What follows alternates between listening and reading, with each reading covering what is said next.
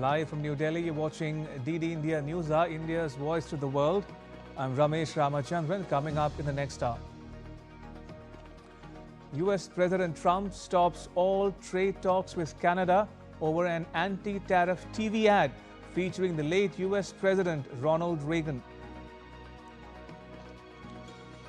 President Putin's top envoy visits Washington, D.C. for talks just days after the US imposed sanctions on Russia's two largest oil companies.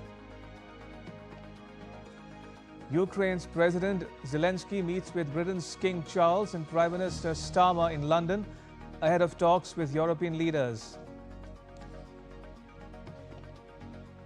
Taliban announces Kunar River Dam may impact water flow to Pakistan. And gold prices dropped nearly 2%, set to break 9-week winning streak.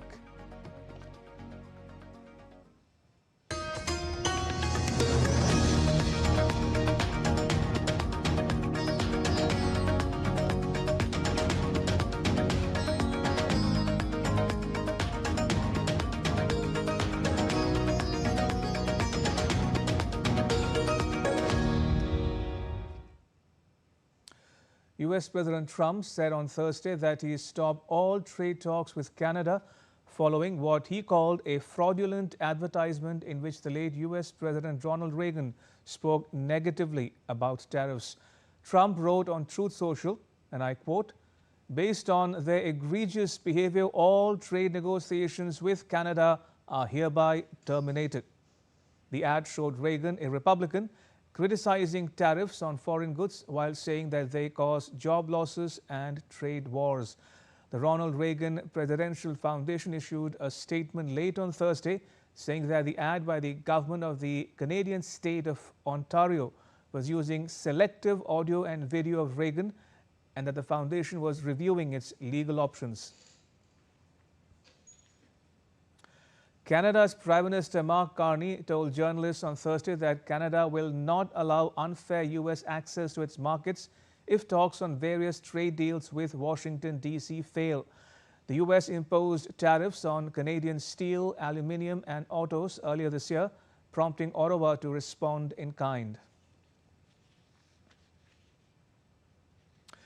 Ukraine's President Volodymyr Zelenskyy is in London for a meeting of the Coalition of the Willing, a European-led initiative launched by the UK and France. President Zelenskyy and British Prime Minister Keir Starmer were joined by NATO Secretary-General Mark Rutte, Denmark's Prime Minister Mette Frederiksen and Prime Minister Dick Schoof of the Netherlands. The UK urged fellow allies of Ukraine to reach a deal to use frozen Russian assets to strengthen its hand for any future peace talks. DD India's Dheeraj Das has more. The United Kingdom has called on Ukraine's allies to finalize a deal on using frozen Russian assets to strengthen Kyiv's position in potential future peace negotiations. The appeal came as Ukrainian President Volodymyr Zelenskyy arrived in London for talks with members of the Coalition of the Willing. The Coalition of the Willing is a coalition of 33 countries which have pledged strengthened support for Ukraine, going further than the support delivered by the Ukraine Defense Contact Group by pledging readiness to also be part of a peacekeeping force deployed on Ukrainian territory, either by providing troops or contributing in other ways. Earlier, British Prime Minister Keir Starmer welcomed Ukrainian President Volodymyr Zelenskyy to 10 Downing Street on Friday ahead of the Coalition of the Willing meeting. Britain urged fellow allies of Ukraine to reach a deal to use frozen Russian assets to strengthen its hand for any future peace talks. During a meeting with Starmer, President Zelenskyy asserted that Putin is not genuinely interested in ending the conflict and is instead ramping up attacks on Ukraine's energy infrastructure. Yes, I agree with you and that Putin doesn't show that he wants to stop the war, and he really began steps in pushing us to such humanitarian disaster. What he wants to organize this winter is, of course, with attacks on energy, on gas, on water supplies. Yeah. It's understandable what to do. I'm very thankful to you that we are not alone in this situation from the very beginning of war, but especially now, is very important. In response to comments by Zelenskyy, Starmer told him that there was more that Western allies could do to bolster Kyiv's long-range missile capability. I do think that this week we can really bear down on Russian oil and gas. Huge steps forward this week already. I think there's further we can do on capability, particularly long-term, long-range capability, and of course the vital work the coalition are willing. Zelenskyy met with Britain's King Charles ahead of a coalition of the willing meeting. Charles welcomed Zelenskyy at Windsor Castle, where the two inspected guards. The king has frequently expressed his support for Ukraine, notably hosting Zelenskyy at his private residence. As United States imposed sanctions on Russia's largest oil companies, Lukoil and Rosneft, and EU countries approved a 19th package of sanctions on Moscow for its conflict with Ukraine, the Kremlin on Friday said that it's analyzing the latest Western sanctions and will act according to its interests. At the moment, we are analyzing the sanctions that have been defined and announced, and of course, we will do what best suits our interests. That's the main thing in our actions. We are acting primarily not against someone else. We are acting for our own interest. That's what we will be doing. Amid this, Russian President Vladimir Putin's special envoy, Kirill Dmitriev, was in US for meetings with Trump administration officials, including special envoy Steve Witkoff, according to media reports. Dmitriev was expected to meet Trump administration officials to continue discussions about the US-Russia relationship. The London summit comes a day after Zelenskyy attended a European Council meeting in Brussels, where EU leaders discussed further sanctions against Russia and the use of immobilized Russian assets to fund Ukraine's reconstruction. Dheeraj Das's report for DD India.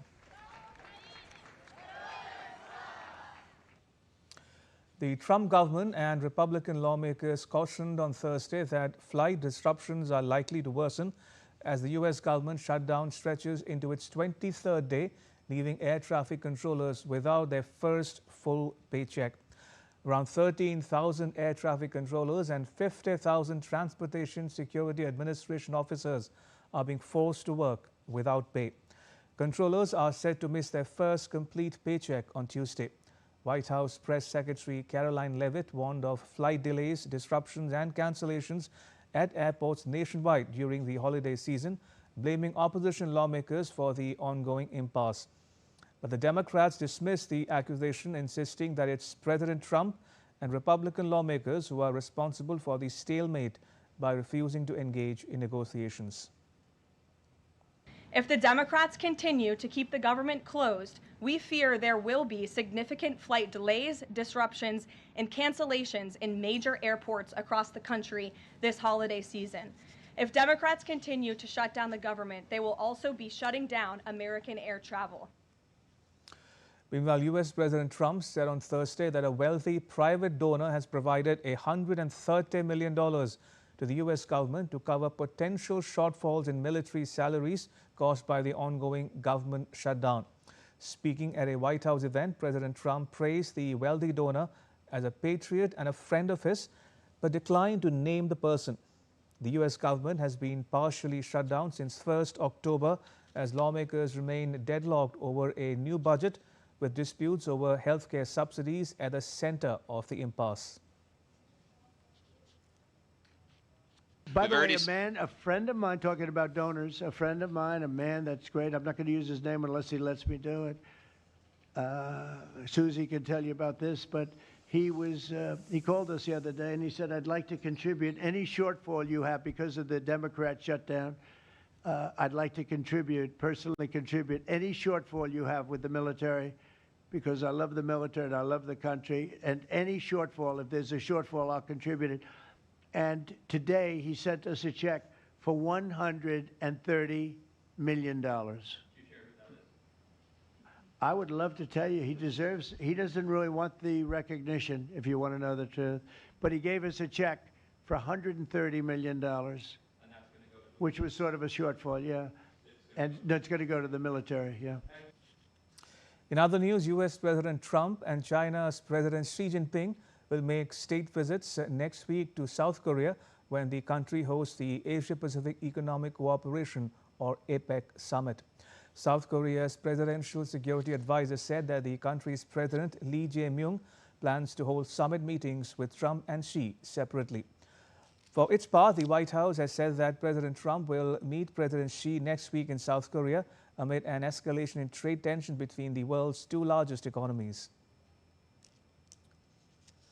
Before the APEC summit, President Lee of South Korea will make a two-day trip to Malaysia between 26th and 27th October to attend a summit of the Association of Southeast Asian Nations, or ASEAN, which will also be attended by President Trump. On the sidelines of the ASEAN summit, President Lee will talk to Cambodia's Prime Minister Hun Manet and discuss recent online scam issues. Israel's latest bill to extend its laws over the West Bank settlements has triggered strong reactions worldwide, with the bill being seen as a step towards annexation. Palestinians condemned the decision, calling it a violation of international law, while the US voiced its concerns. DD India's Adamya Mishra reports. On Wednesday, Israel's parliament voted 25 to 24 in favor of a bill to apply Israeli law and administration to all settlements in the West Bank, referred to by Israel as Judea and Samaria. Palestinians have strongly condemned Israel's push to annex parts of the West Bank, calling it a clear aggression and a rejection of international rules. Certainly, Israel was forced to pause this genocide war that had lasted for over 700 days and had caused devastation and bloodshed. However, it still attempts to continue its aggressive actions in the West Bank and Jerusalem. Israel's acts reflect its disregard for internationally legitimate resolutions and international law, including its rejection of resolutions adopted by the UN Security Council and the UN General Assembly. The United States also expressed concerns and dissatisfaction over Israel's West Bank annexation bid, with President Donald Trump telling the reporters at White House not to worry about the West Bank. The West Bank is, don't worry about the West Bank. Israel's not going to do anything with the West Bank, okay? Don't worry about it. Is that your question? They're not going to do anything with the West Bank. Don't worry about it. Israel's doing very well. They're not going to do anything with it.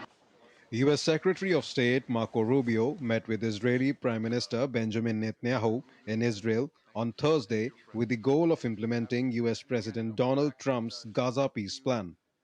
U.S. Secretary of State Marco Rubio, during his tour at the Civil Military Coordination Center in Israel, said that Israel must feel comfortable with the countries that will make up the International Stabilization Force for Gaza. Obviously, as you put together this force, it'll have to be people that Israel's comfortable, or countries that Israel's comfortable with as well. Let me just say that I think there are a lot of countries that are expressing interest right now. I'm not going to get into a list of who they are.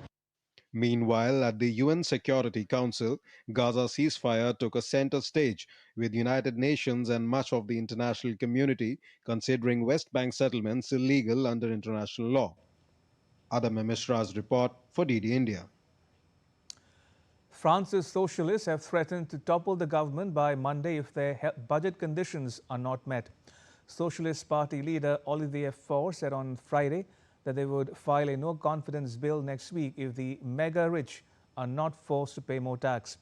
Given the arithmetic of France's starkly divided parliament, the socialists have the power to topple Prime Minister Sébastien Lecornu's weak minority government if they partner with the far left and the far right, which have already said that they want to oust him. Afghanistan is taking steps to assert its water sovereignty, a move that could have consequences for Pakistan's already fragile water and energy security. Following weeks of deadly clashes along the Durand Line, Kabul has announced plans to construct dams on the Kunar River, signaling a strategic effort to control water flowing into Pakistan. According to Afghanistan's Deputy Minister of Information, Taliban Supreme Leader Akhundzada had instructed the ministry to begin construction of dams on the Kunar River as soon as possible and to sign contracts with domestic companies. The 480-kilometer-long Kunar River, known as the Chitral River in Pakistan, feeds into the Kabul River, which ultimately joins the Indus near Attock. Islamabad, which has long relied on Afghan rivers for irrigation and hydropower, now faces a looming water crisis of its own. Any reduction in the Konar's flow would impact both Khyber Pakhtunkhwa and Punjab provinces, further straining Pakistan's irrigation and agricultural output. Still to come on DD India Newshour. India releases postage stamp on UN's 80th anniversary. More than 500,000 youths get government jobs at New Delhi Fair. And Prime Minister Modi kicks off his coalition's election campaign in Bihar.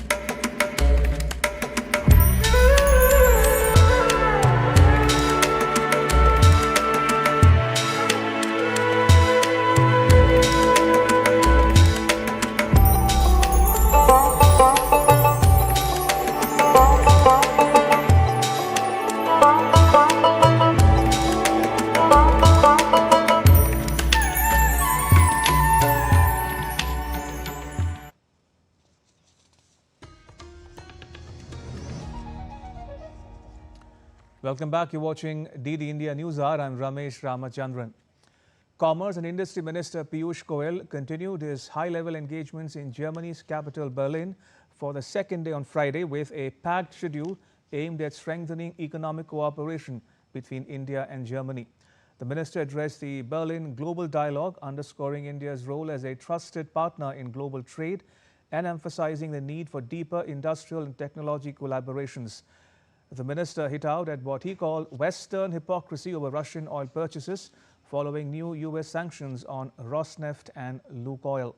The minister questioned why India is being singled out when countries such as Germany and the UK have themselves sought exemptions from U.S. sanctions on oil.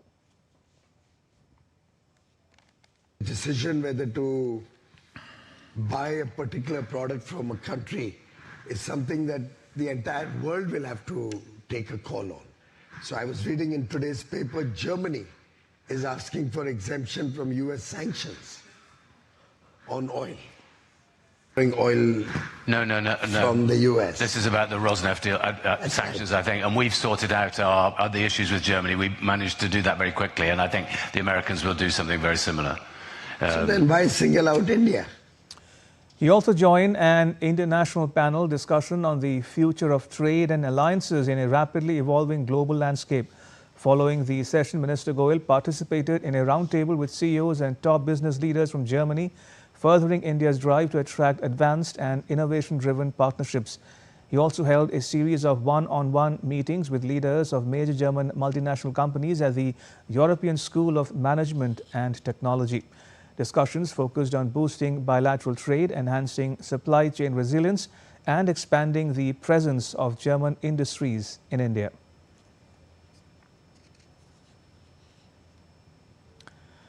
On the 80th anniversary of the United Nations, India called for urgent reform of the UN Security Council. External Affairs Minister S. Jaishankar marked the occasion by reaffirming India's faith in multilateralism while also highlighting the UN's shortcomings in tackling terrorism. DD India's Akhilesh Suman reports. On the 80th anniversary of the United Nations, India strongly pitched for comprehensive reforms in the UN Security Council, flagging its failures in tackling terrorism. External Affairs Minister S. Jaishankar reaffirmed India's commitment to the United Nations and emphasized the importance of global cooperation as the world faces challenging times.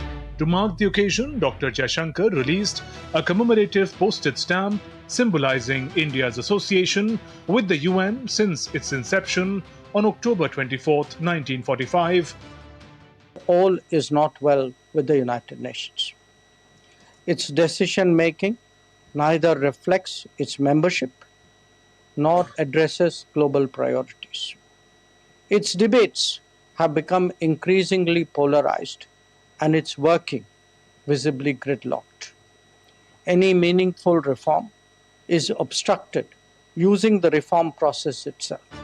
Speaking on terrorism, External Affairs Minister questioned UN's credibility when a permanent member of Security Council protects groups responsible for barbaric attacks such as one in Pahalgam. When a sitting Security Council member openly protects the very organization that claims responsibility for the barbaric terror attack such as at Pahalgam, what does it do to the credibility of multilateralism?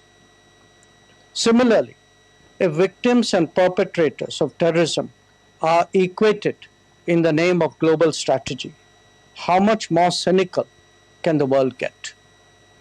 When self-proclaimed terrorists are shielded from the sanctioning process, what does it say for the sincerity of those involved? Even as he highlighted these shortcomings, Dr. Jaishankar reaffirmed India's steadfast support for the UN and its principles during challenging times. However difficult, the commitment to multilateralism must remain strong. However flawed, the United Nations must be supported in this time of crisis. India's message was clear: reform the United Nations, resist terrorism, and renew faith in multilateralism to build a better world. Akhilesh Suman for DD India. And Prime Minister Modi on Friday said that employment fairs have become a medium for fulfilling the dreams of the youth of the country. The Prime Minister said this in a video message to the 17th National Rozgar Mela or Employment Fair in New Delhi. Appointment letters were given to more than 51,000 newly recruited youths in government departments and organizations on the occasion. The Prime Minister said that through employment fairs alone, more than 1.1 million appointment letters have been given to young people so far. The Prime Minister also launched a Viksit Bharat Yojana or Developed India scheme, which aims to provide jobs to millions of young people. पिछले 11 वर्षों से देश विकसित भारत के निर्माण का संकल्प लेकर आगे बढ़ रहा है। इसमें सबसे बड़ी भूमिका हमारे युवाओं की है, आप सबकी है। इसलिए युवाओं का सशक्तिकरण ये भाजपा एनडीए सरकार की प्राथमिकता है। आज रोजगार मेले युवाओं के सपनों को पूरा करने का माध्यम बन गए हैं। अकेले इन रोजगार मेलों के जरिए बीते कुछ समय में ही 11 लाख से ज्यादा नियुक्ति पत्र दिए जा चुके हैं और ये प्रयास केवल सरकारी नौकरियों तक ही सीमित नहीं है। हमने देश में पीएम विकसित भारत रोजगार योजना भी शुरू की है। इसके तहत 3.5 करोड़ युवाओं को नौकरी देने का लक्ष्य रखा गया है। The Prime Minister said that for the past 11 years, the country has been moving forward with the resolve to build a developed India, and youths have played a significant role in it. He said that empowering the youths is a priority of the government, adding that the initiatives such as Skill India Mission are equipping youths with the necessary training. आज एक और skill India mission जैसे अभियानों के जरिए युवाओं को skill की ट्रेनिंग दी जा रही है। वहीं साथ ही नेशनल करियर सर्विस प्लेटफॉर्म जैसे इनिशिएटिव उन्हें नए अवसरों से भी जोड़ रहे हैं। मुझे बताया गया है कि इसके माध्यम से अब तक 7 करोड़ से अधिक वैकेंसीज की यानी 7 करोड़ से अधिक वैकेंसीज, इसकी जानकारी युवाओं को दी जा चुकी है। ये 7 करोड़ खाली जगह, ये आंकड़ा छोटा नहीं है। साथियों, युवाओं के लिए एक और बड़ा कदम है प्रतिभा सेतु पोर्टल। जो उम्मीदवार यूपीएससी की अंतिम सूची तक पहुंचे लेकिन सेलेक्ट नहीं हुए, उनकी मेहनत भी अब व्यर्थ नहीं जाएगी। इसलिए निजी और सार्वजनिक संस्थान इस पोर्टल से उन युवाओं को निमंत्रित कर सकते हैं, इंटरव्यू कर सकते हैं और अवसर भी दे रहे हैं। युवाओं की प्रतिभा का ये सदुपयोग ही भारत के युवा सामर्थ्य को दुनिया के सामने लेकर आएगा। Campaigning has gained momentum ahead of the assembly election in Bihar. Prime Minister Modi held 2 back-to-back rallies in Samastipur and Begusarai and lambasted the RJD Congress alliance over Jungle Raj, holding them responsible for pushing the state into darkness. At Samastipur, he invoked the legacy of socialist icon and Bharat Ratna, the late Karpuri Thakur. The next report by our correspondents on the ground, Kumar Alok, Rajesh Raj and Dheeraj Kumar, examines what the Prime Minister said in detail. Prime Minister Narendra Modi on Friday entered the political battlefield of Bihar, choosing Karpuri Gram, the ancestral village of Bharat Ratna Jananayak Karpuri Thakur in Samastipur district, to kickstart his election campaign. Upon arrival, the PM first paid floral tributes at the memorial of Karpuri Thakur, remembering the former chief minister as a true leader of the poor and marginalized. He lauded Thakur's lifelong efforts for the upliftment of backward and oppressed communities, saying his contributions will always be remembered. Addressing a massive rally in Samastipur, Prime Minister Modi launched sharp attack on the opposition from the very land of Karpuri Thakur. और जो जमानत पे है वो चोरी के मामले में जमानत पे है। अब ये चोरी की इनकी आदत ऐसी है कि अब जननायक की उपाधि की चोरी में जुटे हैं। बिहार के लोग जननायक कर्पूरी बाबू का ये अपमान कभी नहीं सहेंगे। Continuing his address, the Prime Minister reaffirmed the NDA government's commitment to good governance and development. Taking a direct swipe at RJD leader Lalu Prasad Yadav, PM invoked Bihar's difficult past, reminding people of the era of Jungle Raj. ये लठबंधन वाले जिन लोगों को चुनाव लड़वा रहे हैं, उससे साफ हो जाता है कि ये पुराने दिन वापस लाना चाहते हैं। अभी से आरजेडी कांग्रेस के लोग छर्रा, कट्टा, दूनाली और घर से उठा लेने की धमकी देने लग गए हैं। The Prime Minister's next stop was Begusarai, where he once again took on the opposition. Attacking the Grand Alliance, he described it as a combination of stuck, hesitant, suspended, and poked parties, suggesting that the alliance is driven by confusion and self-interest, not public welfare.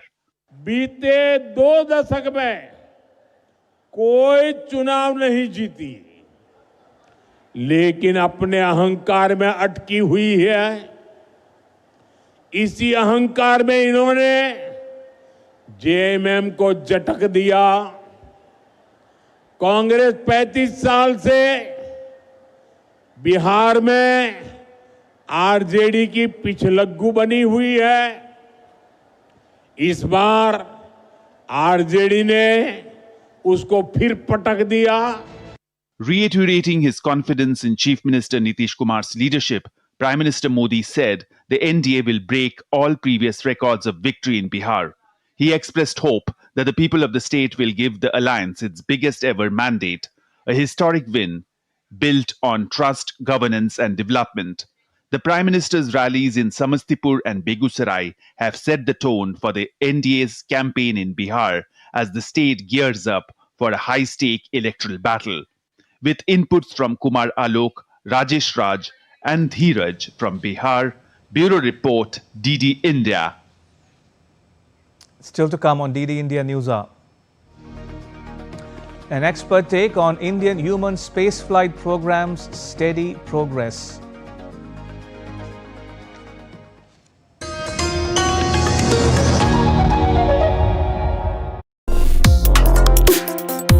Complex issues, hidden agendas, twists and turns, strategic games. We think all dots are linked. We just need to connect them. Join me every week as I connect the dots to unravel hidden designs in statecraft, mysteries, and decode issues that matter to you. Watch Connecting the Dots with me at these times on DD India.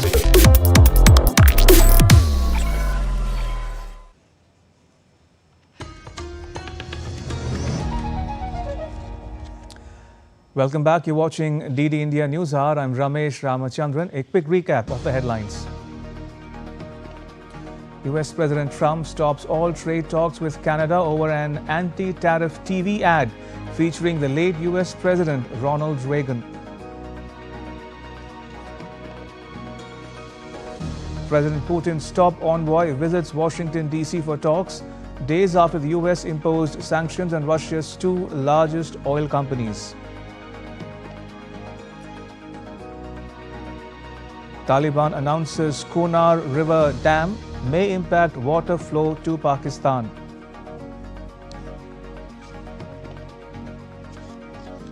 And gold prices drop nearly 2%, set to break a 9-week winning streak.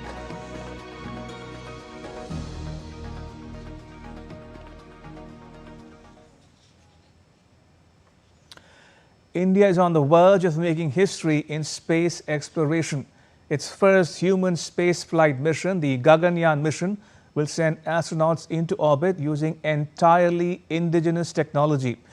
Indian Space Agency ISRO's chief V. Narayanan has said that 90% of the work on the Gaganyaan uncrewed test flight mission is over. The mission will pave the way for India's first human spaceflight in 2027, marking a historic milestone and strengthening the nation's place in the global space community. DD India's Diptanshu Kashyap has more.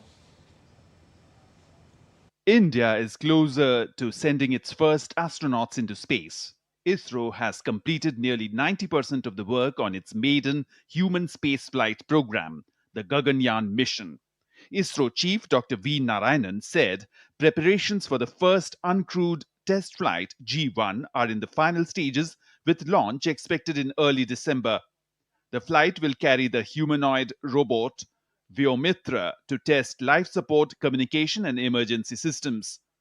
The final crewed mission in 2027 will send 3 Indian astronauts into space, placing India among the few nations capable of independent human spaceflight. Gaganyaan will send a 3-member crew to low Earth orbit about 400 kilometers above the Earth for nearly 3 days. After completing their mission, the astronauts will safely splash down in the Indian Ocean. The spacecraft includes a crew module providing an Earth-like environment and a service module for power and propulsion. ISRO is developing a human-rated GSLV Mk3 rocket. The mission also includes life support, advanced communication and control systems, and an emergency escape mechanism for astronaut safety. ISRO has reached major milestones for Gaganyaan. In August 2025, it successfully conducted the first integrated airdrop test at the Satish Dhawan Space Center, validating the parachute system with a 5-ton dummy module.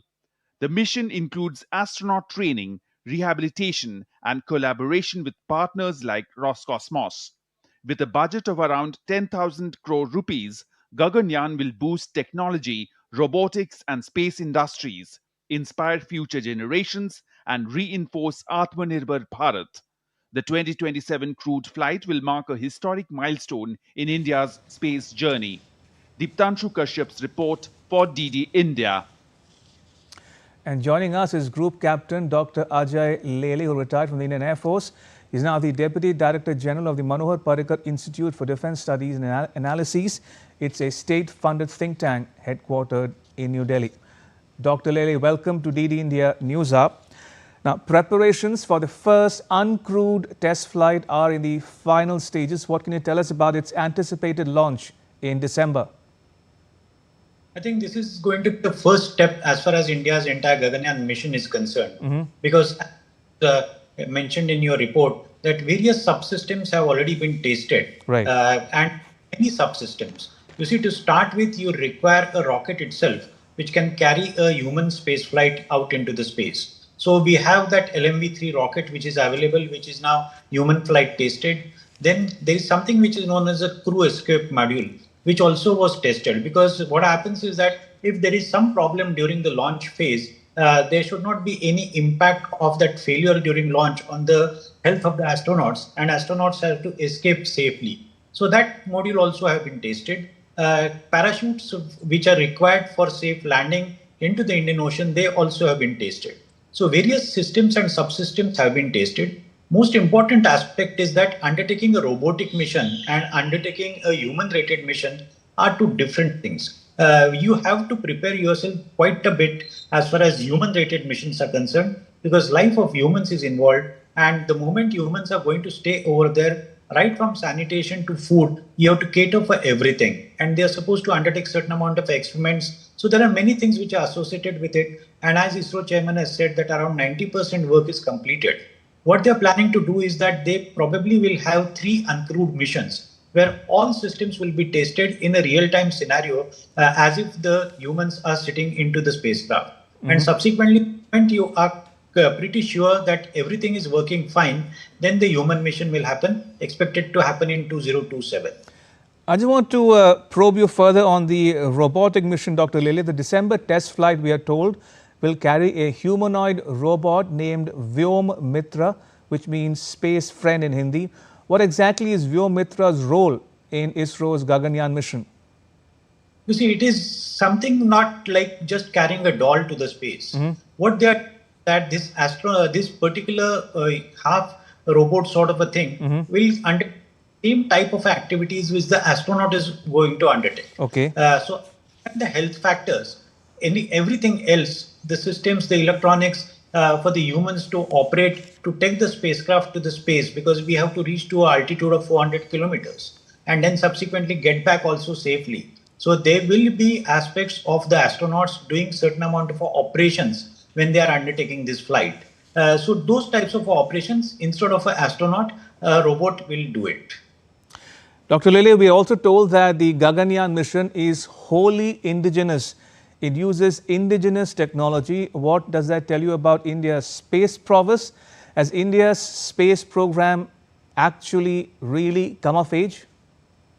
Definitely. If you get back to the history of India's space program, because of India policies, India was continuously under sanctions. So for all these years, I can say for last, after 1998, particularly after Pokhran 2 had happened, ISRO is working on its own, developing various technologies on its own.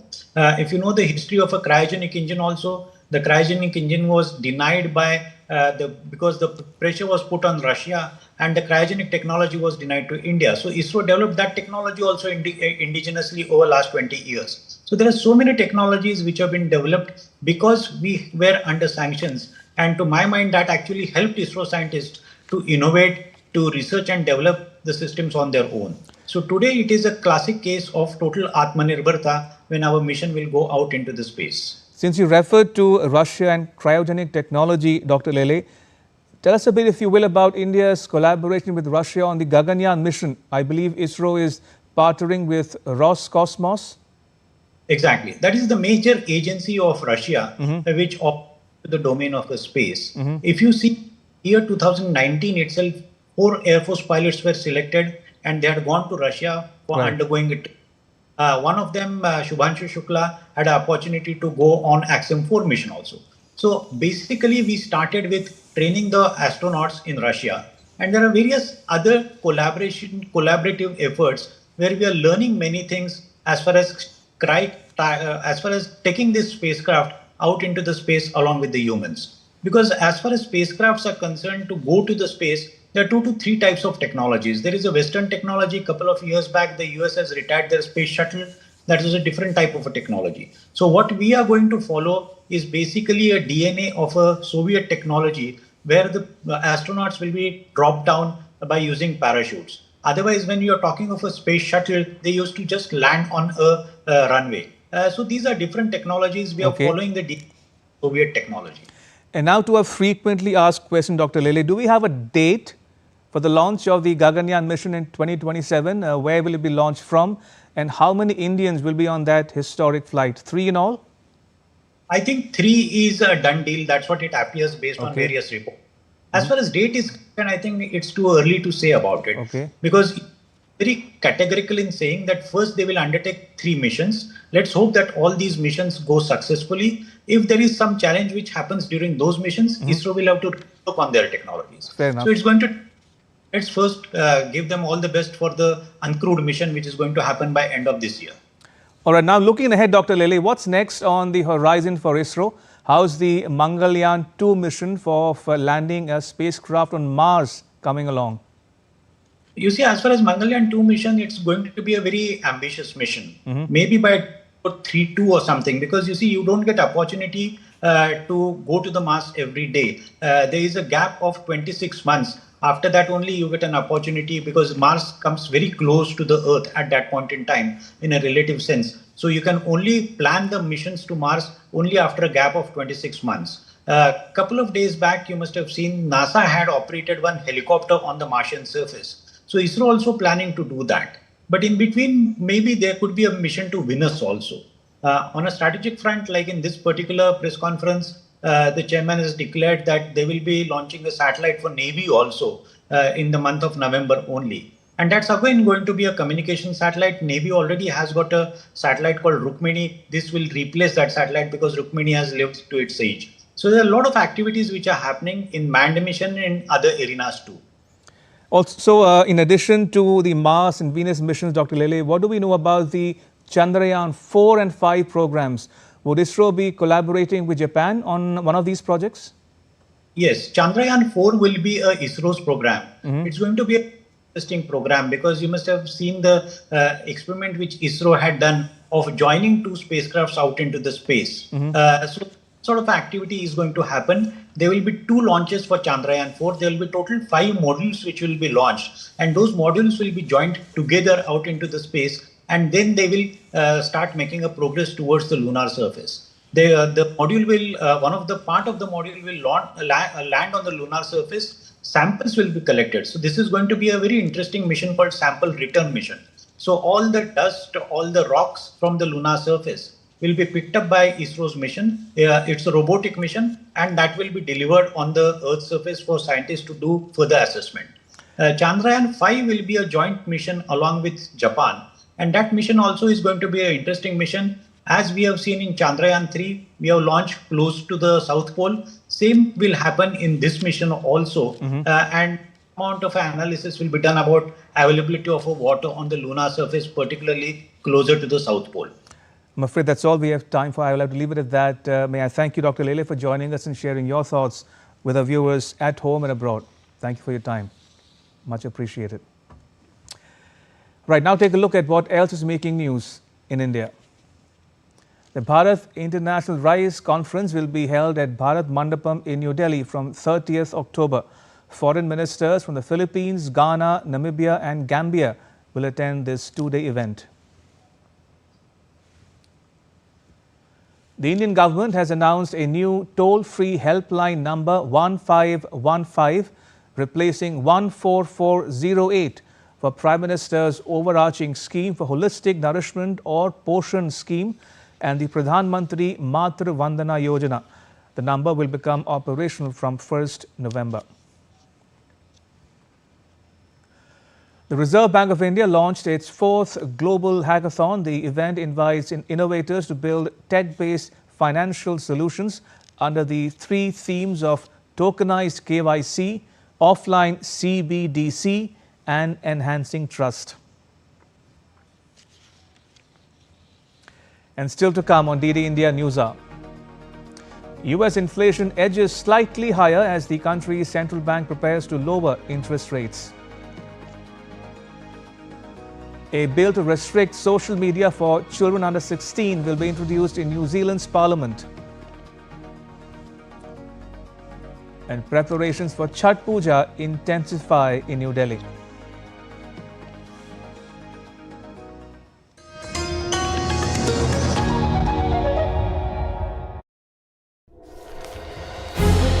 Indian industries are facing pressure because of President Trump's tariff threats.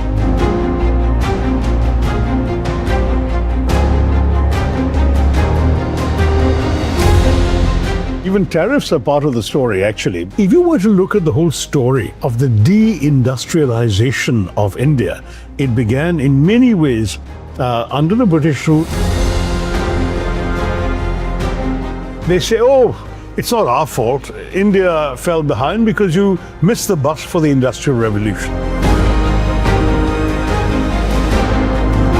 My answer is we missed the bus is because you threw us under its wheels.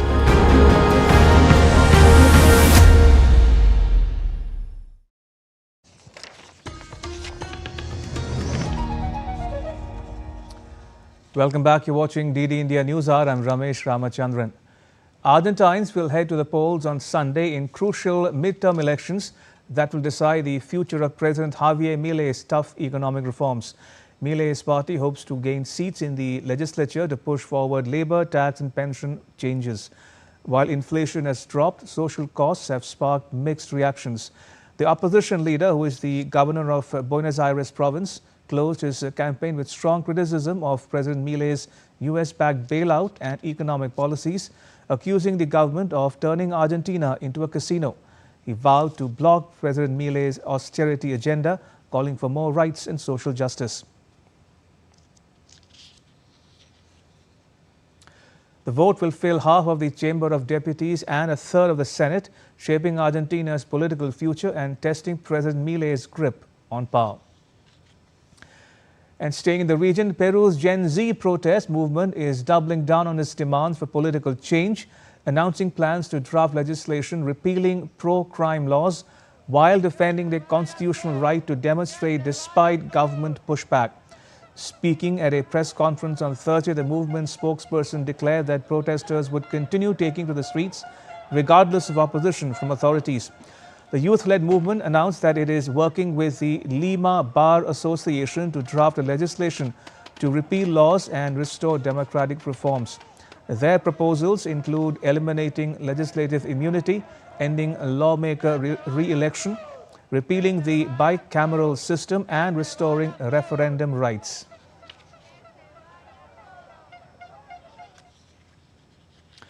A bill to restrict social media for children under 16 will be introduced in the New Zealand Parliament. It aims to build momentum for Parliament's efforts to prevent young people from being harmed while online. The proposed legislation will require social media platforms to conduct an age verification process similar to Australia's world-first teen social media ban law passed in 2024. Prime Minister Christopher Luxon has been raising concerns about harms to mental health from the overuse of social media among teens, including misinformation, bullying, and harmful depictions of body image.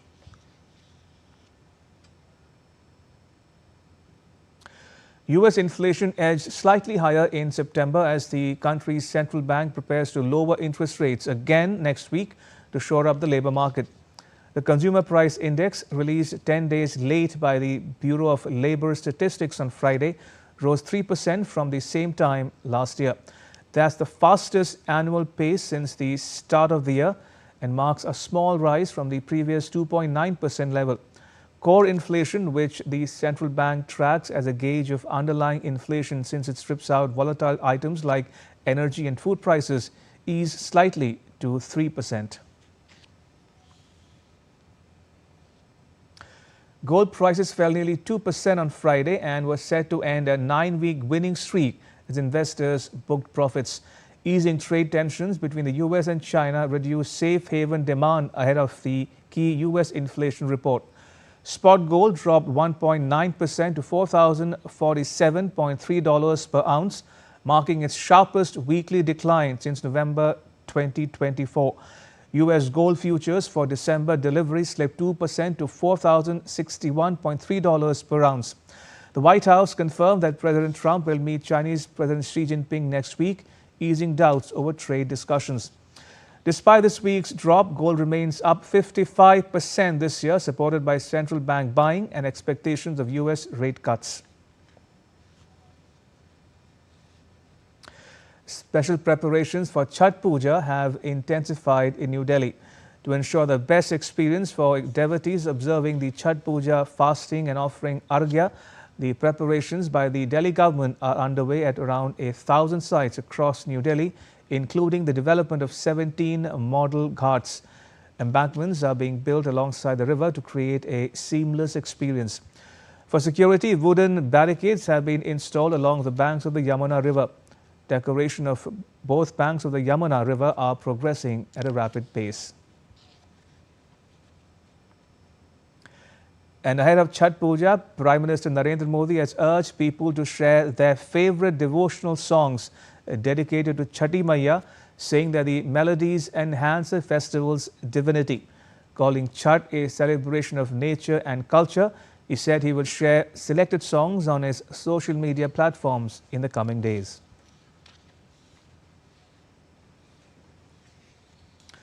To sports news now, Elena Rybakina clinched the 8th and last spot at next month's WTA finals when she beat Victoria Mboko on Friday to reach the Pan-Pacific semi-finals in Tokyo.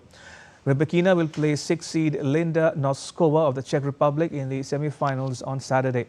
The number 2 seed made a fast start by winning the first 3 games on the way to sealing the first set. The second was more closely contested, with Rybakina saving a set point against the 23rd ranked Mbeko before they went to a tie-break.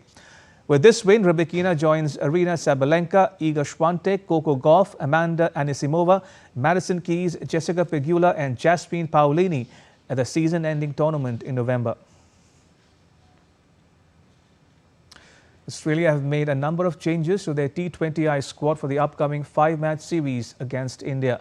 Australia recalled Glenn Maxwell and Ben Dwaswy to allow Test contenders to play in the Sheffield Shield before the Ashes. Josh Hazlewood will skip the last 3 games of the series, while fellow fast bowler Sean Abbott will miss the last 2. Maxwell will come in for the last 3 games, while left-arm paceman Dwaswy will be available for the last 2. Uncapped quick Marley Bedman will also join the squad for the last 3 games of a series that begins next Wednesday. In other changes, wicketkeeper Josh Phillip will join the squad as cover for Josh English, who is still struggling with the calf problem that ruled him out of the ODI series. And world number 2 Yannick Sinner battled past fellow Italian Flavio Cobolli to reach the quarterfinals of the Vienna Open. Sinner dominated the first set 6-2 in the last 16 tie, but then had to remain patient as Cobolli dug deep before clinching the second set in tie breaks. 4-time Grand Slam champion Sinner is playing in Austria after retiring with cramps earlier this month in the Shanghai Masters. Sinner will face 8th seed Alexander Bublik in the quarters after the Kazakh downed Francisco Carandulo in his last 16 tie. And that's all for this edition of DD India Newshour. Let us know your thoughts on the news of the day. You can get the latest news and updates on the DD India mobile app. It's available on both Android and iOS platforms. You may wish to scan the QR code that's now on the screen to download it. We'll be back with more news as it breaks here on DD India. I'm Ramesh Ramachandran from all of us here in New Delhi. Thanks for watching DD India Newshour.